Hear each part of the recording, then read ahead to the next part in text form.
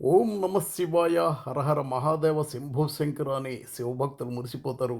శివభక్తులు మైమరిపించే క్షేత్రం కాకినాడ జిల్లా పిఠాపురంలోని పాదగాయ క్షేత్రం.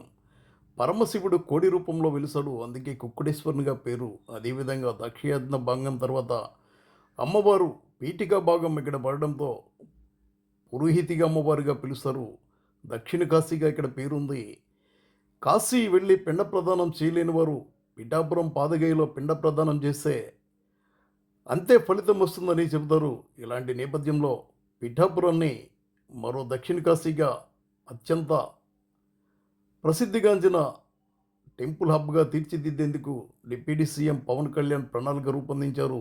ఇక్కడ జరిగే కార్యక్రమాలు నిజంగా ప్రతి ఒక్కరిని ఆకట్టుకుంటాయి. కార్తీక మాసం నెల రోజులు, అదేవిధంగా మహాశివరాత్రి, మాస శివరాత్రి, సోమవారం, దేవీ నవరాత్రులు, ఇలా ఇక్కడ జరిగే కార్యక్రమాలు 1, 2 కావో చూసి తీరాల్సిందే. ఈ వీడియోను చూసే ముందు లైక్ చేయండి, సబ్స్క్రైబ్ చేయండి.